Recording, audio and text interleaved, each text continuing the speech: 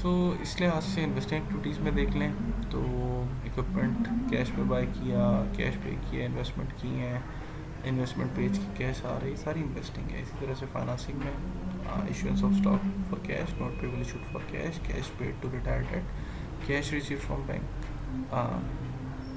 Loan, मतलब as a loan अगर आपने कैश रिसीव किया। सो ये फाइनेंसिंग में आती है। तो सिंपल है, अगर इसकी आप प्रैक्टिस कर लें, आपको पता हो कि हाँ ये नाम जो है ऑपरेटिंग एक्टिविटीज़ के हैं या इन्वेस्टिंग के हैं या फाइनेंसिंग के हैं, तो फिर आपके लिए कोई मसला नहीं कैश फ्लो स्टेटमेंट को बनाना। तो अब इसमें दो तरह के मेथड इस्तेमाल होते हैं कैश फ्लो जो आपके ऑपरेशंस हैं। अगर आपने इनको देखना हो तो दो तरह के मेथड्स हैं, डायरेक्ट और इनडायरेक्ट। लेकिन जो वर्ल्ड वाइड यूज़ होता है मोर देन 90% जो ऑर्गेनाइजेशन है उनमें जो यूज़ होता है वो इनडायरेक्ट मेथड ही होता है, बिकॉज इनडायरेक्ट मेथड जो है ये थोड़ा डिटेल्ड होता है और आसान होता है। सो डायरेक्ट मेथड और इनडायरेक्ट मेथड दोनों तरह से अगर आप बनाएंगे तो आंसर सेम ही आएगा, उसमें कोई फ़र्क नहीं आएगा। लेकिन जो पॉपुलर मेथड है वो इनडायरेक्ट मेथड है। बहरहाल हम डायरेक्ट मेथड को थोड़ा सा डिस्कस करते हैं। Cash flow from operating activities में आपने डायरेक्ट मेथड के थ्रू अगर बना रहे हैं तो आपने कस्टमर से जो कैश रिसीव किया वो लिखना है। अगर आपने कोई परचेजेस किए हैं जो पे किए उसको लिखना है। और यहाँ पे जो ब्रैकेट इस्तेमाल हो रही है बेसिकली ये ब्रैकेट इंडिकेट करती है कि ये माइनस है, क्योंकि माइनस होना है। जो कैश चाह रहा है, जो पे कर रहे हैं वो कैश माइनस में लिखना। अकाउंटिंग में चूँकि माइनस नहीं यूज़ होता, ब्रैकेट यूज़ होती है, इसलिए ब्रैकेट। इस तरह से cash paid for wages and other operating expense, ये भी ज़ाहिर कैश चाहेगा, इसको भी आप माइनस करेंगे। कैश पेड फॉर इंटरेस्ट, ये भी कैश चाह रहा है, माइनस करेंगे। कैश पेड फॉर टैक्सेस, ये भी माइनस। तो मुख्तसर ये है कि डायरेक्ट मेथड में आपने सिर्फ इन दो चीज़ों को देखना होता है कि कैश किन ट्रांजेक्शन ऑपरेटिंग की तरफ से आया और किन ऑपरेटिंग ट्रांजेक्शन की तरफ से कैश किया, तो आपने उसका सम कर लेना है। अब इसमें से आप देखें कि यहाँ पे प्लस 570 है, बाकी ये माइनस में, तो रिजल्ट इज़ प्लस $20,000। हम कहेंगे ये net cash provided by operating activities है। इसी तौर पे अगर हम इनडायरेक्ट मेथड को देखें तो ये थोड़ा सा मुख्तलिफ होता है डायरेक्ट मेथड से। इसमें बेसिकली हमने जिस तरह भी बैलेंस शीट में मैंने आपको बताया था कि जो आपका करंट एसेट करंट लायबिलिटी वाला पोर्शन होता है वो बेसिकली आपका जो है वो ऑपरेटिंग एक्टिविटीज़ वहाँ से उसकी इन्फॉर्मेशन आप रिस्ट्रिक्ट कर सकते हैं। तो वही इन्फॉर्मेशन इनडायरेक्ट मेथड में आप रिस्ट्रिक्ट करते हैं। तो अब इसको स्टार्ट लेने के लिए इनडायरेक्ट मेथड में अगर आप कैश फ्लो स्टेटमेंट बना रहे हैं तो कैसे बनाएंगे। इसमें सबसे पहले तो आप याद रखें कि आपने आगाज़ करना नेट इनकम से। नेट इनकम आप लिखेंगे।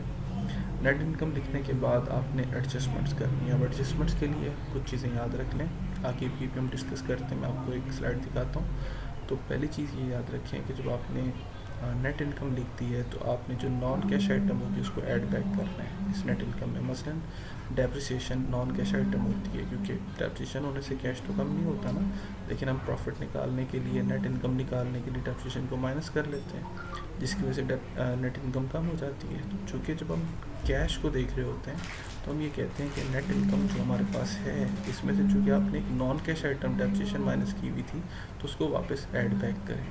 तो इसको आपने पहले हाथ ही नेट इनकम में वापस ऐड कर देना। अब कुछ बेसिक जो मैंने अभी बताया करंट एसेट और लायबिलिटी से रिलेटेड एडजस्टमेंट्स हैं, इनके लिए आपने याद रखना है कि अगर तो करंट एसेट में इंक्रीज़ आए तो उसको लेस कर देना है, करंट एसेट में डिक्रीज़ आए तो उसको ऐड कर देना इस नेट इनकम में, जो इनडायरेक्ट मेथड के थ्रू आप कैश फ्लो स्टेटमेंट में ऑपरेटिंग एक्टिविटीज़ का बना रहे हैं। इस तरह से लायबिलिटी में इंक्रीज़ आए तो आपने उसको ऐड करना है करंट लायबिलिटी में, और अगर करंट लायबिलिटी में डिक्रीज़ आए तो आपने उसको लेस कर देना है। ठीक है। सो ये जो हमारे पास हैं इनको आपने जो एडजस्ट करना होता है, तो इनको अगर आप एडजस्ट करके लिखते हैं और फर्दर नॉन कैश आइटम्स आप इसमें जो है वो ऐड बैक कर देते हैं, तो जो रिजल्ट है वो आपके पास net cash provided by operating activities आ जाएगी। तो अब अप्लाई कैसे करना है इनडायरेक्ट मेथड, ये एग्जांपल स्टेटमेंट्स आपको दी हुई हैं। इनकम स्टेटमेंट भी है, बैलेंस शीट भी है।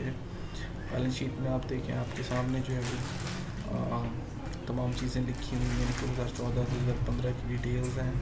और इसी तरह इनकम स्टेटमेंट में भी आप देखें आपको करंट ईयर की 2015 की इनकम स्टेटमेंट दी हुई, जिसमें आपको सेल और एक्सपेंसेस मिल जाएंगे। नेट इनकम आपके पास ये देखिए नज़र आ रही 38,000। तो इसकी मदद से आप इसको बना सकते हैं। तो अब कुछ एडिशनल इंफॉर्मेशन भी आपके सामने है, जैसे मसलन ऐसी इन्फॉर्मेशन है जो कि रिकॉर्ड नहीं हुई थी प्रॉपरली बैलेंस शीट में, इनकम स्टेटमेंट में, तो उनको भी आप जो अमलों से खातिर रखेंगे जब आप जो कैश फ्लो स्टेटमेंट बनाएंगे। तो जस्ट लाइक ये एडजस्टमेंट्स होती हैं, ये इसका मतलब है कि इनको भी आपने रिकॉर्ड करना है। जैसे आपने जो है वो परचेज़ किया प्लांट $60,000 का और इशू किया उसके अगेंस्ट $60,000 का नोट पेबल, तो अगर ये रिकॉर्ड नहीं है आपके पास बैलेंस शीट में तो इसका मतलब है कि आप इसको रिकॉर्ड कर लेंगे, और अगर रिकॉर्ड है तो फिर कोई मसले वाली बात नहीं है, ठीक है, फिर आप उसके मुताबिक इसको हल करेंगे। तो कैश फ्लो स्टेटमेंट जाहिर है कि तमाम चीज़ों से मिल के जो इन्फॉर्मेशन यहाँ से आपको मिलेगी वो आप बनाएंगे। तो अब इनडायरेक्ट मेथड अगर आप अप्लाई करना चाहें तो जैसे मैंने आपको पहले बताया था कि आपने जो भी नेट इनकम होगी आपकी उससे स्टार्ट लेना है। उसमें नॉन कैश एक्सपेंसेस चाहें जैसे डेप्रिसिएशन है, अमोर्टाइजेशन है, लॉस हो गया किसी और वजह से, तो इनको ऐड बैक करना है। अगर आपने माइनस किया हुआ था इनकम स्टेटमेंट बनाते हुए तो नेट इनकम में वापस in non cash expenses items को ऐड करना है। इसके बाद करंट लायबिलिटीज़ और करंट जो आपके एसेट्स हैं इनमें जो होने वाली चेंजेस हैं उनको रिकॉर्ड करना है। इसके लिए मैंने आपको बताया था कि करंट एसेट अगर कम हो रहे हैं, डिक्रीज़ हो रहे हैं तो ऐड करेंगे, करंट एसेट में इंक्रीज़ आ रहा है तो लेस करेंगे। करंट लायबिलिटी जो है अगर इसमें जो है वो डिक्रीज़ आ रहा है तो आप उसे लेस करेंगे, करंट लायबिलिटी में इंक्रीज़ आ रहा है तो ऐड करेंगे। लॉसेस और गेंस इसके अलावा अगर कोई हैं तो लॉसेस को ऐड करते हैं और गेंस को minus. Cash flow from operating activities आपके पास आ जाएंगी। तो अब यहाँ पे वही बात करंट एसेट लायबिलिटीज़ के हवाले से, अगर करंट एसेट इंक्रीज़ है तो लेस, डिक्रीज़ है तो ऐड, करंट लायबिलिटीज़ इंक्रीज़ है तो ऐड करना है नेट इनकम में, और अगर डिक्रीज़ है तो सब्ट्रैक्ट करना है नेट इनकम में।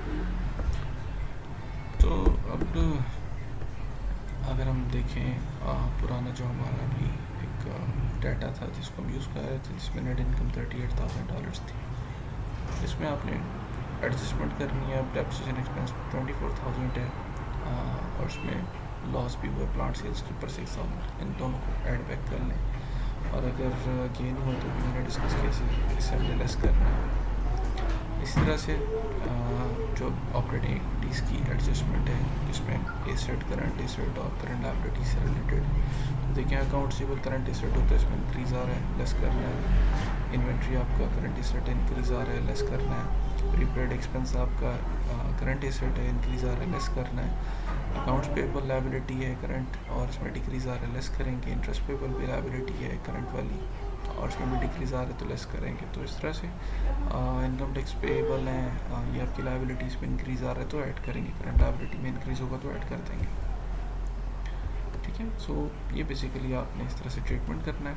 तो अगर हम देखें इन दोनों चीज़ों को जो भी हमने डिस्कस किया अलग अलग, तो ये सारी ही ऑपरेटिंग एक्टिविटीज़ में आती हैं। तो अगर आप इसमें से ऑपरेटिंग एक्टिविटीज़ को फाइनली कैलकुलेट करें net cash from operating activities तो $20,000 आ जाएगा, ठीक है। अब समरी है इसकी, कुछ बेसिक चीज़ें हैं, मसलन नॉन कैश एक्सपेंस से मिसाल ली हुई है, कौन कौन से होते हैं, नॉन कैश रेवेन्यू गेन्स कौन कौन से होते हैं, ये हमने शुरू में भी डिस्कस कर ली है। तो इस तरह से भी एक बेसिकली समरी है डायरेक्ट मेथड बनाने की, क्या इसको भी पढ़ सकते हैं और इसे भी बना सकते हैं। अब एक क्वेश्चन है सिंपल सा, ठीक है, इसमें इनकम स्टेटमेंट दी हुई है, बैलेंस शीट दी हुई है और आपसे कहा जा रहा है कि आप जो है वो ऑपरेटिंग एक्टिविटीज़ जो इसमें हैं उनके थ्रू जो है cash from operating activities calculate करें डायरेक्ट मेथड से। तो कैश फ्रॉम ऑपरेटिंग एक्टिविटीज़ जो है इसको अगर हम देखें, ये चीज़ें हम पढ़ चुके हैं, किसको ऐड करना है, किसको लेस करना है। तो यहाँ पे अगर आप नोट करें क्वेश्चन ऊपर है आपके पास, ठीक है, इनकम स्टेटमेंट और बैलेंस शीट आपको दी गई है। अब आप नेट इनकम देखें 20 है, ये 20 नेट इनकम है, इसमें आपने ऐड बैक करना है डेप्रिसिएशन एक्सपेंस। तो ये देखें depreciation expense non cash item 30 add back कर दें, ऐड होगी। और इसमें से अब आपको पता है कि करंट एसेट करंट लायबिलिटीज़ में जो चेंजेस हैं उनको एडजस्ट करना है। तो करंट एसेट क्या है, बेसिकली आपकी इन्वेंट्री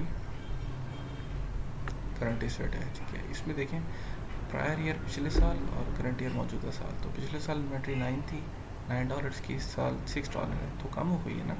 जिसका मतलब जो आपकी इन्वेंट्री है उसमें कमी आ रही है, तो डिक्रीज